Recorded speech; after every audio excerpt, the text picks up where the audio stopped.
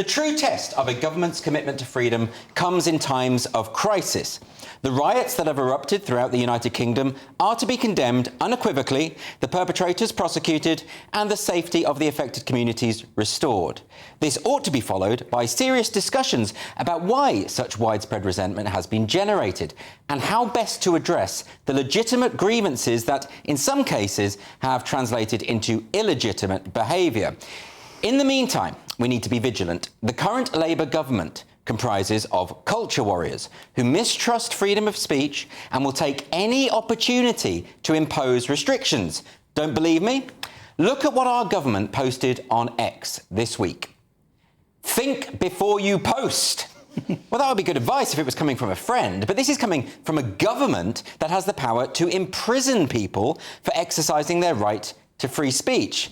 Whereas many perpetrators of violence in the recent riots have rightly been arrested and prosecuted, increasingly we're seeing police knocking on people's doors for social media posts that contain disinformation or the potential to stir up hatred. Here's some footage posted on X of a man being arrested for writing something on Facebook that caused offence. I'm actually being arrested. You're going to be arrested, okay? Right. So you got to the police station. Right. You, okay, this is in relation to some comments that you've made on a Facebook page. Okay? Oh, really? Oh, it's a Facebook crime, is it? Okay. Right. So we need to ask you some questions about that. Right.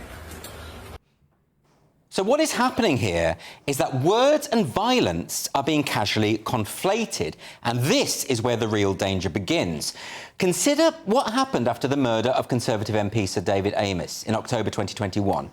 Rather than debate how best to tackle the growing problem of Islamist terror, MPs instead used this atrocity as a springboard from which to launch a campaign for further online censorship. Now, unpleasant tweets had nothing to do with this murder, and yet the actual problem, violent religious extremism, was completely overlooked. This was political opportunism disguised as compassion. In situations of this kind, it's always best to consider how short-term solutions can jeopardise our long-term goals. We're all disturbed when we read social media posts that display animosity towards minority ethnic groups. But empowering the state to set the limits of permissible thought and speech is an even greater danger. And that is what's happening right now. So while we should vehemently criticise the man who posted the phrase "filthy bastards" on Facebook, along with emojis of a gun and an ethnic minority person, we're also right to express concern that he has been jailed for 12 weeks. Because defending free speech means defending the rights of those we find most abhorrent. There are larger principles at stake. Once a precedent has been set that enables the government to control the speech of its citizens, the pathway for future tyranny has been cleared. And this is why we should also be troubled that Stephen Parkinson, the Director of Public Prosecutions, has said that police officers are scouring social media for anyone sharing details of the riots that might, quote, incite racial hatred. He's even claimed he'll be seeking extradition of offending social media influencers from overseas, saying that they must know that they are not safe and there is nowhere to hide. It's a direct quotation. And these are not merely idle threats. Police in Cheshire have arrested a woman for sharing misinformation about the perpetrator of the horrific stabbing of children in Southport, who was wrongly identified in this case as a Muslim asylum seeker. Now, of course, it goes without saying that anyone deliberately sharing false information to promote their own cause or ideology deserves nothing but contempt. But once we accept that misinformation is sufficient to warrant prosecution, where does that end? After all, many elements of the mainstream media have been guilty of precisely the same thing. Will the police be dispatching forces to the offices of The Guardian, the Metro, or the BBC anytime soon?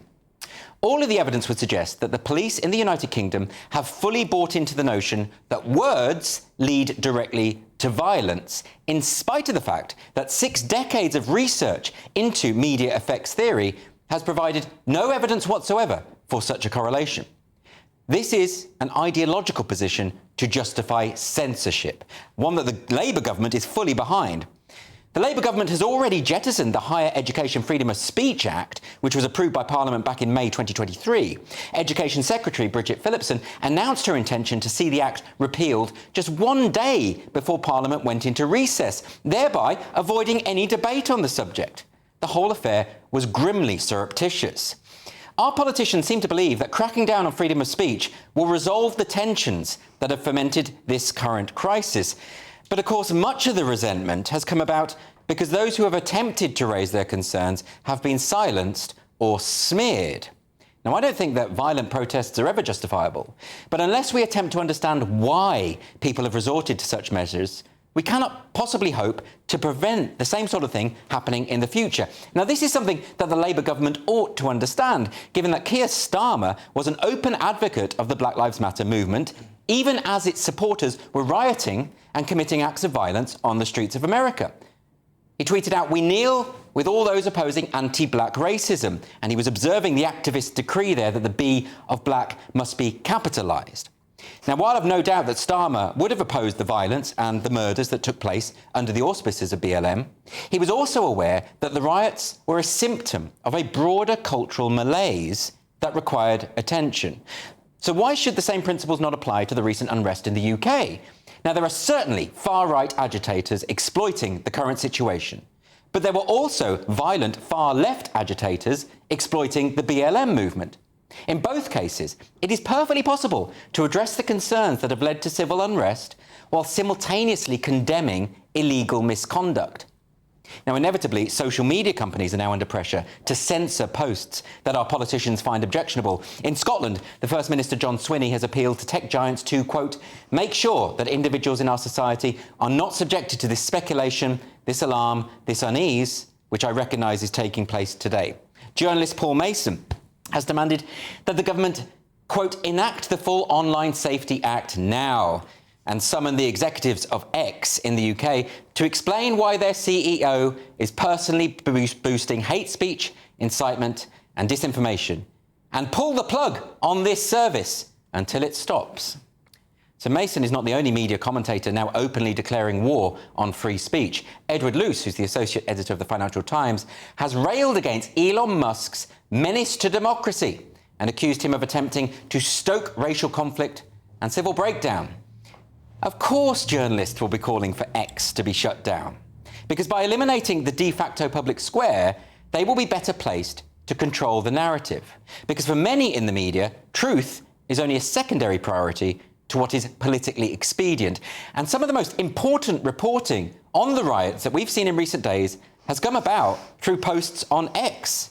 And better still, Elon Musk has his community notes, and this means that facts can be verified for accuracy in real time. And up until relatively recently, the mainstream media has been able to distort reality with impunity. So Elon Musk's X represents a direct threat to the dominance of the mainstream media, because the public can now bypass the gatekeepers and seek out the truth for themselves. In the case of the recent riots in the UK, it is clear that preventing the free exchange of views has been a major catalyst. We have an ideologically captured media that can no longer be trusted. We have a police force that applies its standards according to the principles of the intersectional cult. And we have a government that is hell-bent on controlling the speech of its citizens. To impose further restrictions on speech will only exacerbate the very thing that caused the problem in the first place. It would be like getting drunk to cure a hangover. The solution to all of this, of course, is to drive out this authoritarian and identity-obsessed ideology from our major institutions. We need to open up discussions that have previously been stifled. Above all, we must reassert the primacy of free speech in a liberal democracy. Without this foundational principle, our civilization is lost.